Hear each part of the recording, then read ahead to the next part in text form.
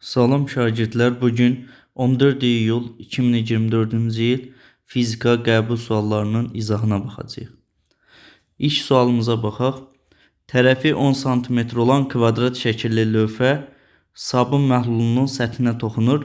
Lövhəni məhlulun səthindən ayırmaq üçün tətbiq olunan qüvvəni hesablayın. İlk öncə şəkli çəkək.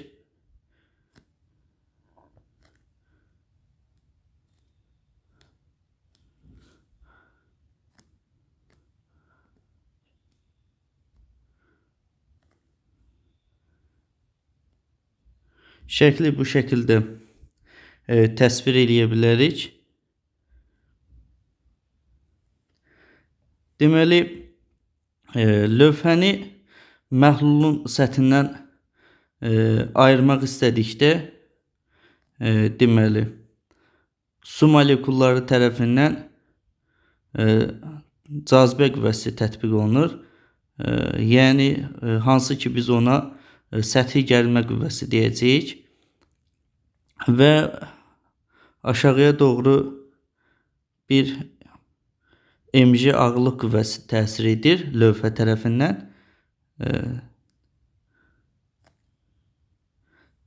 Digər tərəfdən də qeyd elədiyimiz səthi gərilmə qüvvəsi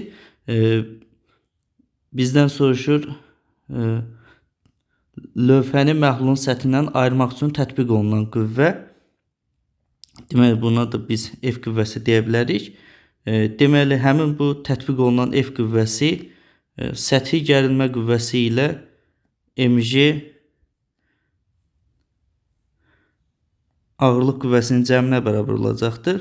Və səthi gərilmə qüvvəsinin yerinə sigma vurulmuş L yaza bilərik. Plus mg və burada söhbət kvadrat şəkilli lövhədən gedir və kvadratın bütün tərəfləri bir-birinə bərabərdir və 4 tərəfi ilə suyun səthinə təsir göstərir. Ona görə sigma vurulmuş L-in yerinə biz 4A yaza bilərik. Plus mg bərabər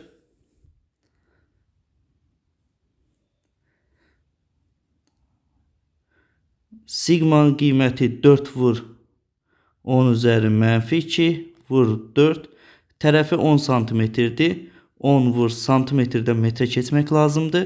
10 üzərində mənfi 2 plus kütlə 10 qramdır. Kiloqrama keçirəndə 10 üzəri mənfi 3-ə vurarıq. J-nin də qiyməti 10-dur. Bu ifadəni hesablasaq, 16 vurulsun 10 üzəri mənfi 3 plus 100 vurulsun 10 üzərində mənfi 3. Və bu da 116 vur 10 üzərində mənfi 3 Newton. Yəni 116 milli-Newton olar. Doğru cavab D variantı olar. Növbəti sualda X oxu üzrə harmonik rəqs edən maddi nöqtənin təcilinin proyeksiyası 20 sinus 2 pt qanunu ilə dəyişir. Rəqsin amplitudunu hesablayın. AM bərabər omega kvadratı vur xm şəklində yaza bilərik. Biz bilirik ki, omeganın qiyməti bu hissədə qeyd olunub. Qiymətlərini yazsaq, omeganın yerinə yazarıq 2pi. 2pi'nin kvadratı vur xm. Bu da 4pi'nin kvadratı vur xm. Bizdə məsələnin şəritində rəqsin amplitudunu soruşur. Xm'i tapsaq 4pi kvadratı kəsin surətində də AM olar. AM'in qiyməti burada vermiş 20'dir. Pi kvadratın məsələnin şəritində 10 verib və bu da 0,5 metr olar. Doğru cavab B variantı. Lövhələrin arasındakı məsafə məlum olan müstəvi kondensatorun bir cins elektrik sahəsinin intensivliyi hansı cihazın göstərişinin köməyi ilə təyin edilə bilər?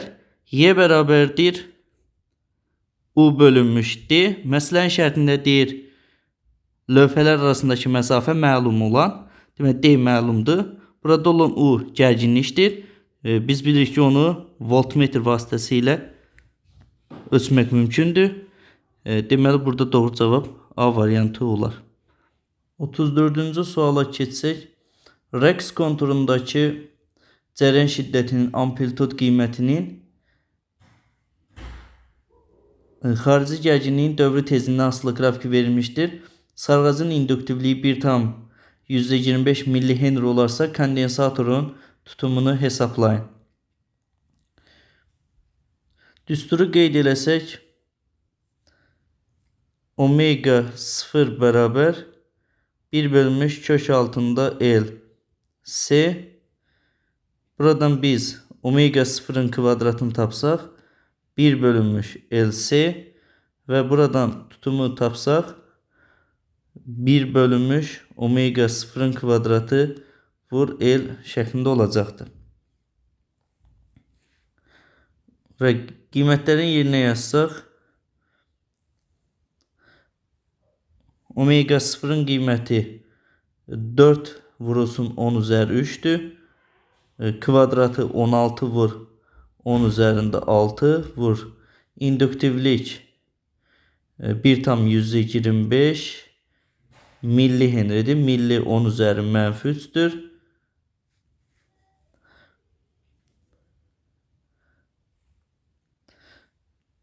(16 vurulsun 1,125 20 eləyər. 20. 10 üzərində 6 vur 10 üzərində mənfi 3. Bu da 10 üstü 3 eləyər. Və bu ifadəni də 10 üzəri mənfi 3 bölünsün 20 şəklində yaza bilərik. Yəni 0,5 vur 10 üstü mənfi 3. Yəni 50 vurulsun 10 üstü mənfi 6 farad olar. Yəni cavablar mikrofaraddandır. 10 üzəri mənfi 6 mikrodur. Olar 50 mikrofarad.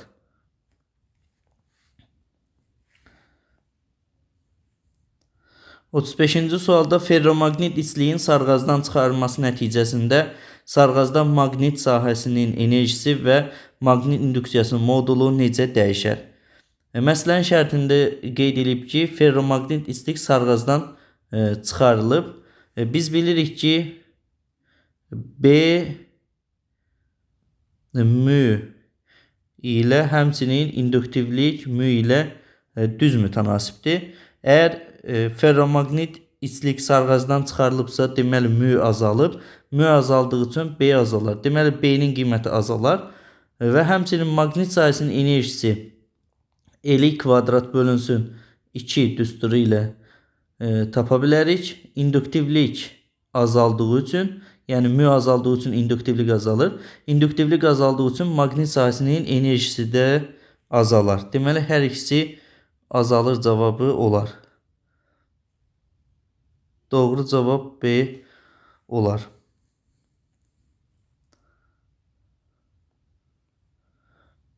(36-cı sualda şaqili yuxarı atılmış cismin potensial enerjisinin zamandan asılı qrafiki hansıdır? Deməli, şaqili yuxarı atılmış cismin potensial enerjisinin Y potensial bərabər mgh düsturu ilə tapa bilərik. Əvvəlcə potensial enerji hündürlük artdığı üçün əvvəlcə artacaqdır. Sonra hündürlük azaldığı üçün potensial enerjisi də azalacaqdır. Və buna uyğun gələn variant A variantı olar. Əgər bizdən potensial enerjinin hündürlükdən asılı qrafikini soruşsaydı, D variantı uyğun gələrdi.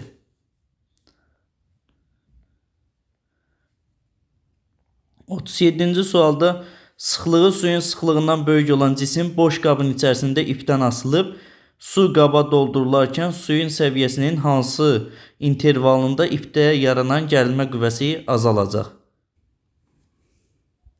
Şəklə diqqət yetirsək, AB hissəsində deməli ipdə yaranan bu gərilmə qüvvəsi AB hissəsində TMJ-yə bərabərdir. Bu AB hissəsində. BC hissəsinə diqqət yetirsək, BC hissəsində artıq görürük ki, cismin mayeyə batan hissəsinin həcmi artır.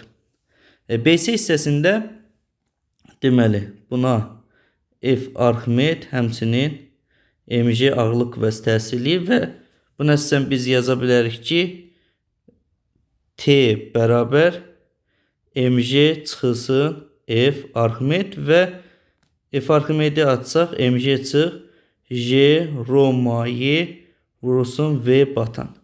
Şəklə diqqət yetirsək, BC hissəsində artıq cismin mayeyə batan hissəsinin həcmi artır. Mayeyə batan hissənin həcmi artdığı üçün gərilmə qüvvəsi azalar. Və bizdən məsələnin şərtində gərilmə qüvvəsi azalacaq deyə soruşur. Burada BC hissəsi olacaqdır. CD hissəsində isə artıq cisim mayeyə tam batdığı üçün batan hissənin həcmi dəyişmir. Ona görə biz verilən variantlar içərisində BC cavabı götürmüş olacaq.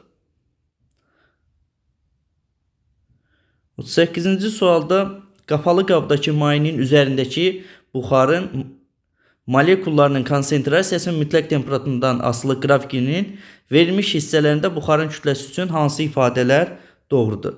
Qrafikə fikir versək, 1-2 hissəsi doyan buxara uyğundur.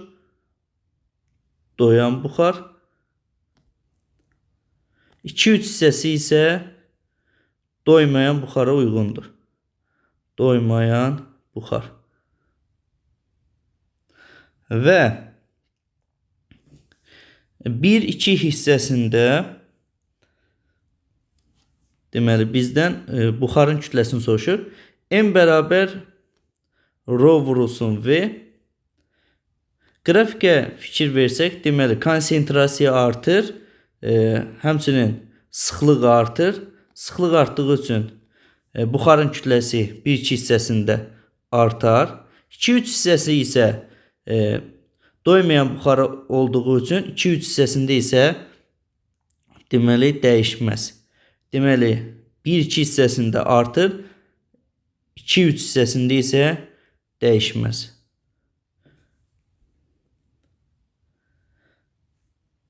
39-cu sualda cismə təsir edən qüvvənin modulu, yerdəyişmənin modulu və bu qüvvə ilə yerdəyişmə vektorları arasında qalan bucağın kosinusu hasinə bərabər olan fiziki cəmiyyət necə adlanır? A bərabər F S kosinus alfa, yəni sabit qüvvənin işi. 40-cı sualda bir cism maqnit sahəsində çeviri üzrə bərabər sürətlə hərəkət edən zərrəciyin elektrik yükünün modulu hansı ifadə ilə təyin edilir? Düsturu qeyd eləsək, nü bərabər QB bölünmüş 2πm və biz buradan Q'nü tapsaq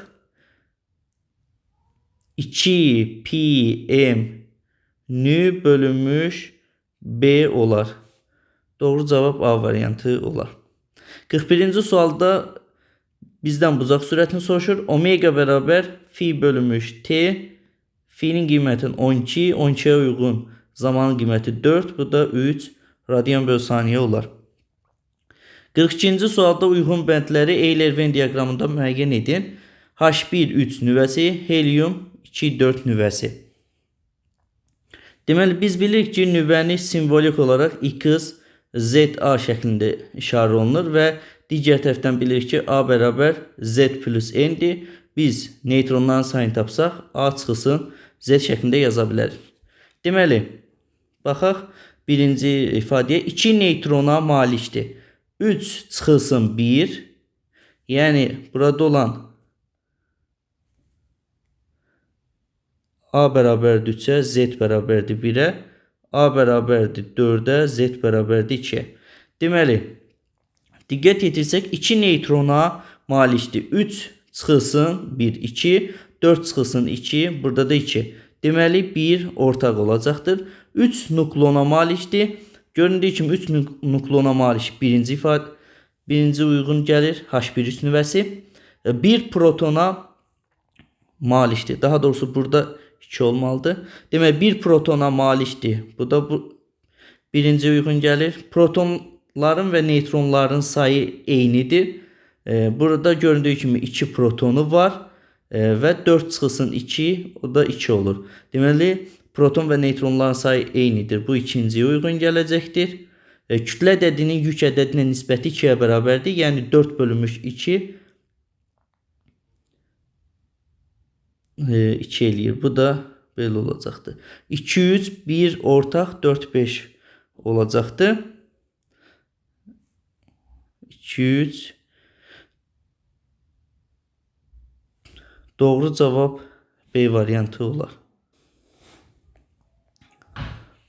43-cü sualda verilmiş riyazi rəqqasda rəqsin amplitudunu artırdıqda rəqslərin tezliyi və tam enerjisi necə dəyişər? Deməli, məsələnin şərtində deyir ki, tezliyi artırdıqda biz bilirik ki, riyazi rəqqasın rəqs tezliyi deməli amplituddan daha doğrusu amplitudu artırıb tezliyi soruşur. Deməli, amplitudun qiyməti artır. Biz bilirik ki, riyazi rəqqasın rəqs tezliyi amplituddan asılı değildir. Ona görə amplitud artdığı zaman tezlik dəyişməz. Və bizdən tam enerjini soruşur. Tam enerjini bu şəkildə tapa bilərik. Y tam bərabər M V M'in kvadratı bölü 2. M vur V'min yerinə omega xm yaza bilərik. Kvadratı böl 2 və M omeganın kvadratı xm'in kvadratı böl 2 şəklində yaza bilərik. Məsələnin şərtində xm'i artırıb. Xm artdığı üçün deməli tam enerjidə artar. Doğru cavab C variantı olar. 44-cü sualda bloklar sistemi qüvvədə neçə dəfə qazanc verir? Bloklara fikir versək, bir tərpənməz və bir tərpənən blokdan ibarətdir. Ona görə tərpənməz blok qüvvədə qazanc vermir. Tərpənən blok qüvvədə 2 dəfə qazanc verir. Ona uyğun olaraq A variantı olar. 45-ci sualda içərisində qaz olan kolba maye manometrlə birləşdirilir. Kolba su olan qaba salındıqdan sonra manometrin göstərişi dəyişir. Kolbadakı qaz üçün hansı ifadə doğrudur? Deməli, əvvəlcə fikir versək, deməli, kolbanın içərisində olan qaz təzyiq göstərir. Deməli, borunun sağ tərəfi açıq olduğu üçün bu hissədən də atmosfer təzyiq göstərir. Və şəkildən göründüyü kimi kolbadakı qazın təzyiqi ilə atmosfer təzyiqi bərabərdir. Yəni, buradan P qaz, bu hissədən də P0 atmosfer təzyiq göstərir və ilk şəklə əsasən P qaz P0-a bərabərdir. İkinci şəklə diqqət yetirsək, qabın sol hissəsində göründüyü kimi mayenin səviyyəsi qalxmışdır. Mayenin səviyyəsi qalxmışdır.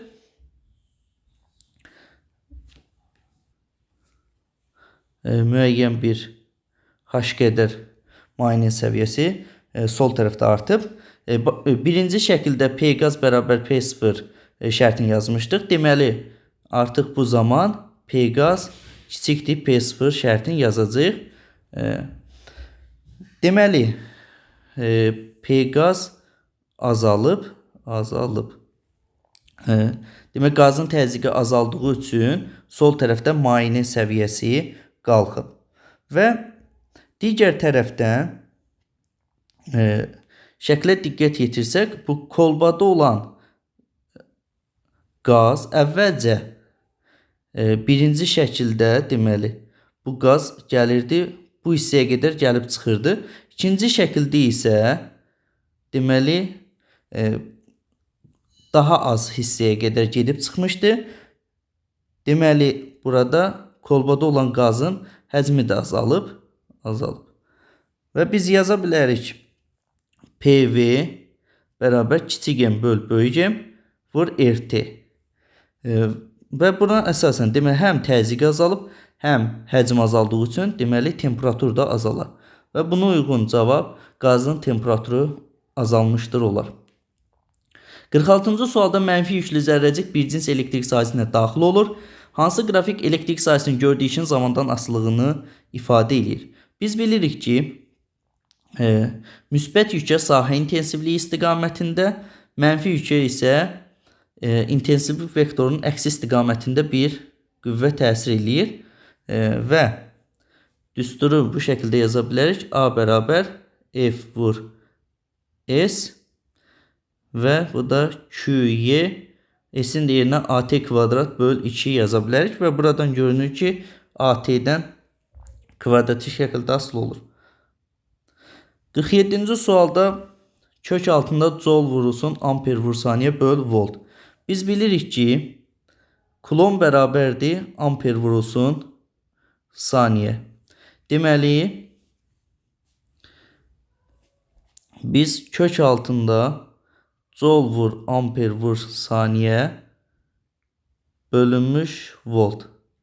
Burada amper vur saniyenin yerinə biz kulon yaza bilərik. Onlar joule vur kulon bölünmüş volt. Digər tərəfdən də joule bərabər kulon vurulsun volt yaza bilərik. Joule'un yerinə kulon vur volt vur kulon bölünmüş volt. Və voltlar ixtisar gedər. Kök altında kulon kvadrat və ondan da kulon çıxar. Yəni yük, elektrik yükünün vahidinə uyğundur.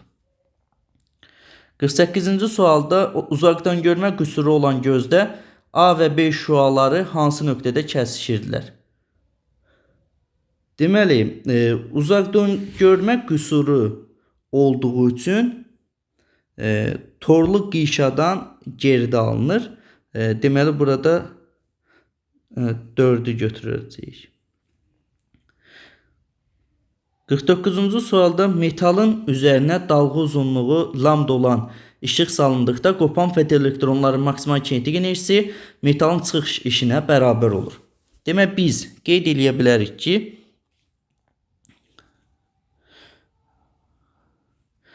Y kinetik 1 bərabər A çıxış.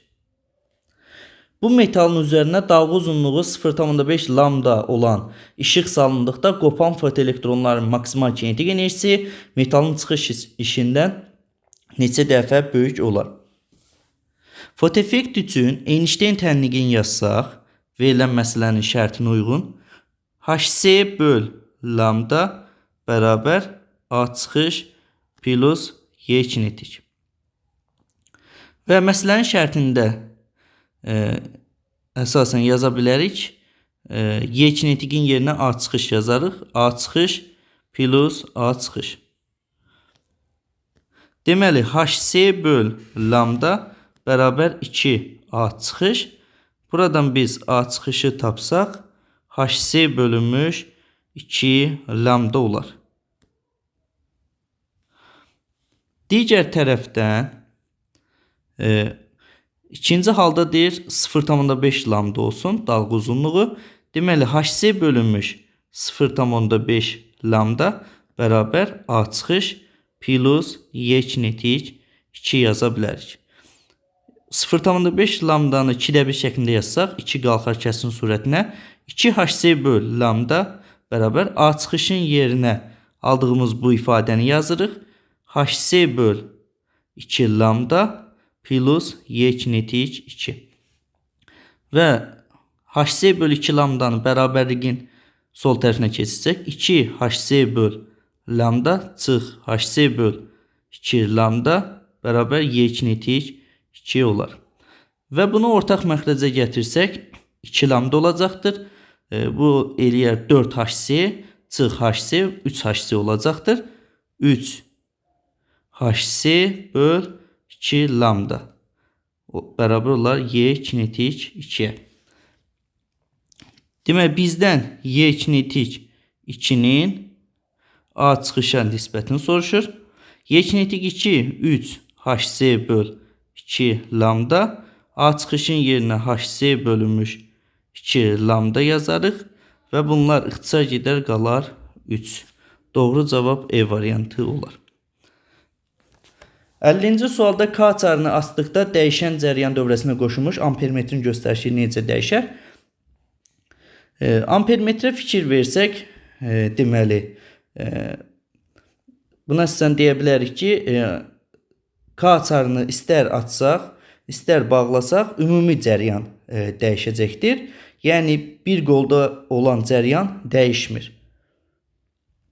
Deməli, ampermetrin göstərişi dəyişməz. 51-ci sualda koordinatın zamandansılıq qrafiklərinə sən hansı cismin t bərabər 0 zaman anında sürəti 0-a bərabər ola bilər? Şəklə diqqət yetirsək, deyə bilərik ki, 1 bərabər yavaşlayan hərəkət uyğundur. Yavaşlayan. İkinci bərabər sürətli hərəkət uyğundur. Üçüncü isə bərabər yeniləşən hərəkətə uyğundur. Deməli, bizdən soruşur ki, t bərabər 0 zaman anında sürəti 0-a bərabər ola bilər. Biz bilirik ki, əgər deməli, cismin başlanğıc sürəti 0-dırsa, bu cisim nə bərabər sürətlə hərəkət edə bilməz, nə də bərabər yavaşlayan hərəkət edə bilməz. Əgər başlanğıc sürəti 0-dırsa, bu cisim ancaq bərabər yeniləşən hərəkət edə bilər. Deməli, doğru cavab olar B variantı. 52-ci sualda həcmi 100 kub santimetr olan bir cins cismin təcilinin ona təsir edən əvəzləyici qüvvədən asılılıq qrafiki vermişdir. Cismin sıxlığını hesablayın. Kütləni ilk öncə tapsaq, M bərabər F bölünmüş A, qüvvə 4, təcil 10. Bu eləyər 0,4 kiloqram. Və sıxlığı tapsaq, rho bərabər M bölünmüş V, kütlə 0,4, həcmi 100 kub santimetr verib, santimetr kubundan kub metrə keçmək lazımdır. Bu zaman 100 vurulsun, 10 üzərində -6 şəklində yaza bilərik. Və bu da 0,4 vur 10 üzərində 4 olar. Bu da 4000 kiloqram bölünmüş metrin kubu olar. 53-cü sualda 1 millimetrdə 500 ştrixi olan difraksiya qəfəsindən alınan spektirdəki maksimumların ən böyük tərtibini hesablayın. Deməli, bizdə L bərabər 1 millimetr verilib. Bu da 10 üzəri -3 metr. N bərabər 500 verilib. Və lambda bərabər 0,4 mikro 10 üzəri -6 metr vermişdir. Düsturu qeyd eləsək, D bərabər L bölünmüş N.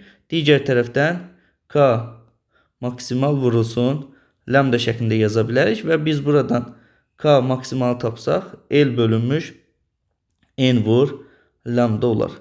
Qiymətlərini yerinə yazsaq, 10 üzəri -3, 500 vurulsun, 0,4 vur, 10 üzərində -6. Və bu ifadəni hesablasaq, kəsirin deməli məxrəcində olar. Deməli bu 200, kəsin surətində olar 10 üzəri -3-ü kəsin surətinə qaldırsaq 10 üzərində -3 olar. Və bu ifadəni də hesablasaq 1000 bölünmüş 200 və bu da 5 olar. 54-cü sualda hansı mülahizələr doğrudur? Bir cins maqnit sahəsində qapalı keçirici ABCD konturunu hərəkət etdirdikdə CD hissəsində deməli buna uyğun ifadələr tapmaq lazımdır. Deməli CD hissəsinə fikir versək artıq müəyyən qədər bu maqnit sahəsindən kənar hissədədir. Epsilon bərabər BVL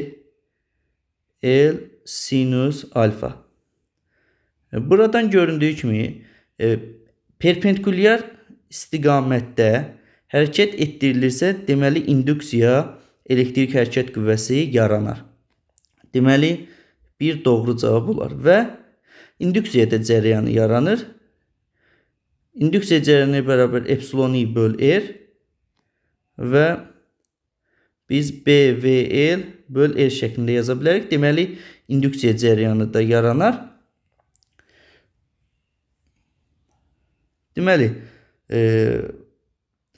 BC və AD hissələrinə fikir versək, BC və AD hissələri sürət vektoruna paralel olduğu üçün və bizim düsturumuz epsilon I bərabər BVL sinus alfa ilə tapılır. Paralel olduğu zaman sinusun qiyməti 0 olur və 0 olduğu üçün epsilon I bərabər 0 olar. Deməli yalnız AB hissəsində yaranar. AB hissəsində yaranır. Çünki CD hissəsində maqnit sahəsindən kənardadır. Kənar olduğu üçün həmin hissədə Lorentz qüvvəsi təsir etməyəcəkdir. Yəni naqilin CD hissəsi maqnit sahəsini tərk edir şəklə əsasən. Deməli biz AB hissəsi üçün baxacağıq. Və sağ əl qaydası ilə təyin etsək, nöqtə şəklindədir, nöqtə verilib. Deməli əlimizin ovucu şəklə tərəf yönəldirik. Baş barmağımız sürət vektoru istiqamətində olacaq. Deməli sürət vektorunu biz bu şəkildə göstərə bilərik. Əgər CD V sürəti ilə sağa doğru hərəkət edirsə, deməli AB hissəsi də V sürəti ilə sağa doğru hərəkət edir. Deməli baş barmağımızı sürət vektoru istiqamətində tuturuq. 4 barmağımız induksiya cərəyan istiqamətini göstərir və deməli aşağı doğru yönəlmiş olacaqdır induksiya cərəyanı. Və bu qapalı keçirici kontur olduğu üçün deməli bu şəkildə olacaqdır və istiqaməti D-dən C-yə doğru olar. İnduksiya cərəyanı DC istiqamətində axar. Deməli 5 cavabı doğru olar. 55-ci suala baxsaq, dövrədəki ampermetrin göstərişi 24 milliamperdir. Mənbəyin gərginliyini dəyişmədən qütblərin yerini dəyişsək, ampermetrin göstərişi nəyə bərabər olar? Deməli, düz istiqamətdə diodun müqaviməti nəzərə alınmır, tərs istiqamət isə diod cərəyan keçirmir. Əgər birinci hala baxsaq, yəni bu hissə müsbət, bu hissə mənfi olan hala baxsaq, biz bilirik ki, diod tərs qoşulanda cərəyan keçmir. Deməli, birinci halda bu diod cərəyanı keçirmədiyi üçün R1 və R2-yə baxacaq və R1 və R2 paralel birləşmişdir. Müqaviməti hesablasaq, R1-2 bərabər R1 vur R2 bölünmüş R1 plus R2 və R1 30, R2 20, 30 plus 20 və 30 vur 20 böl 50 və bu ifadəni hesablasaq 12 eləyər. Deməli, ikinci halda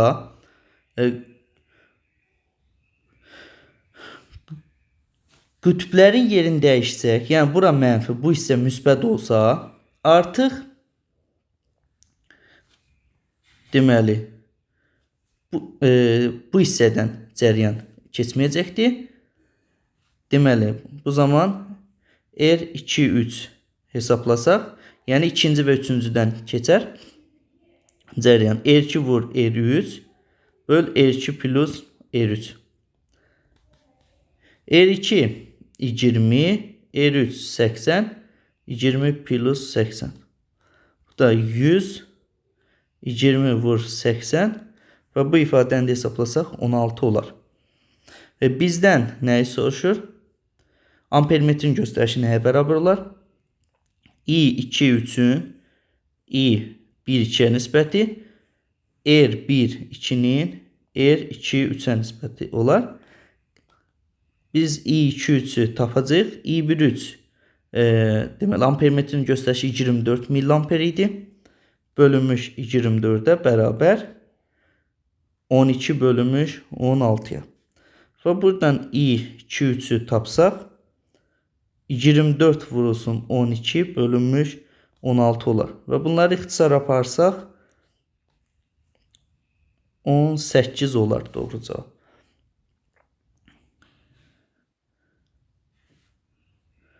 Yalnız sabit sürtünmə qüvvəsinin təsiri altında 20 metr bölü saniyə başlanğıc sürətlə hərəkət edən cisim 4 saniyədən sonra dayanır. Sürtünmə əmsalını tapın. Tormuz müddətinin düsturuna əsasən yaza bilərik ki, V0 bölünmüş μ J. Buradan biz μ'ni tapsaq V0 böl JT olar və V0 20 J10 T4 bu da 0,5 olar. 57-ci sualda bir cins elektrik sahəsinə daxil olan zərrəciklər üçün uyğunluğu müəyyən edin. Demək, biz bilirik ki, bu hissə müsbətdir, bu hissə mənfidir. Deməli, müsbət yükə bu istiqamətdə qüvvə təsir edir, mənfi yükə bu istiqamətdə qüvvə təsir edir və buna qüvvə təsir etmir. Deməli, burada proton deməli bərabər yeniləşən hərəkət eləyəcəkdir. Deməli, proton üçün götürə bilərik A qrafikini, bir də B qrafikini götürə bilərik. Burada B qrafikində deməli, təbii ki, bu zərrəciklərə müəyyən bir başlanğıc sürət verildiyi üçün bu qrafik daha düzgün olardı ki, bu şəkildə başlasın. Yəni, müəyyən bir başlanğıc sürətdən başlasaydı daha düzgün olardı. Amma verilən qrafiklər içərisində AB-ni birinciyə uyğun hesab edə bilərik. İkinci elektrona baxsaq, elektron mənfi yüklüdür və mənfiyə tərəf yönəlmişdir. Deməli, bu bərabər yavaşlayan hərəkət eləyər. Demək, buna uyğun gələn cavab C variantı olar. Neytron yüksüz zərrəcik olduğu üçün bərabər sürətlə hərəkət eləyər. Ona qüvvə təsir etmir. Deməli, və buna uyğun cavablar D və E variantı olar. 58-ci sualda təsvir edilmiş təcrübədə K açarını qapalı halında nal şəkilli maqnitin qolları arasındakı AB naqili maqnitdən itələnib dövrədəki reostatın C sürgüsünü sola sürüşdükdə alfa bucağı necə dəyişər?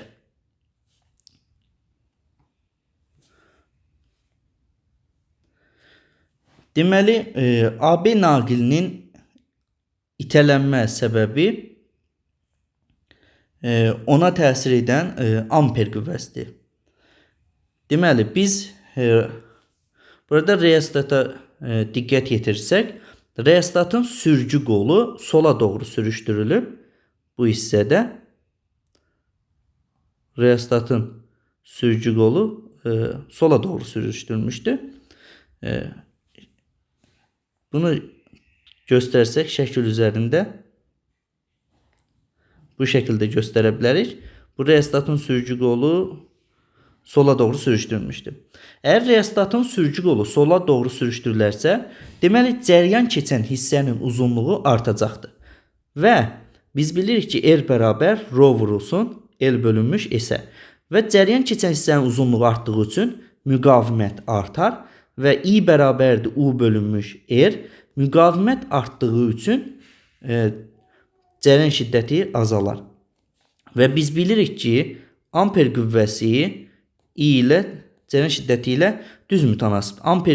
Cərəyan şiddəti azaldığı üçün amper qüvvəsi azalar və FA bərabər BIL sinus alfa. Əgər amper qüvvəsi azalarsa, deməli bucağın da qiyməti azalar. Deməli alfa bucağı kiçilər. 59-cu sualda gravitasiya sahəsinin intensivliyinin yer səthindən olan hündürlükdən asılı qrafiki verilmişdir. Grafikin A nöqtəsinə uyğun hündürlüyü yerin radiusu ilə ifadə edin. Düsturu qeyd eləsək, GH bərabər G0 vurulsun R böl R plus H-in kvadratı. Və GH-in yerinə G0 böl 4 yazsaq, G0 vur R böl R plus H-in kvadratı olur. G0'lar ixtisar gedir. Olur 4'də 1 bərabər R böl R plus H-in kvadratı. Hər tərəfdən kök alsaq 2'də 1 bərabər R böl R plus H və bu ifadəni çarpaz vursaq R plus H bərabərdir 2 R və biz buradan H-ı R olduğunu taparıq. Sonuncu sualımıza baxsaq, verilmiş kütləli ideal qazın daxili enerjisinin dəyişməsinin ona verilən istilik miqdarından asılı qrafiki şəkildəki kimidir. Uyğun düsturlardan istifadə edərək qazın həzminin mütləq temperaturdan asılı qrafikini çəkin. Biz bilirik ki, delta U'nun Q'ya nisbəti bizə verir tangens alfanı, tangens yəni 45 dərəcə. Tangens 45 dərəcədə bir qiymətini alır. Deməli, delta U bərabər olur Q'ya. Termodinamikanın birinci qanunu yazsaq, delta U bərabərdir A plus Q. Bizim aldığımız ifadə delta U Q'ya bərabərdir. Deməli, buradan A bərabərdir 0'a. Və A bərabər 0 şərti o vaxt ödənir ki, həcm sabit olsun. Deməli, bizim prosesimiz izoxor prosesdir. Həmçinin qrafikə diqqət yetirsək, daxili enerjisi artmışdır.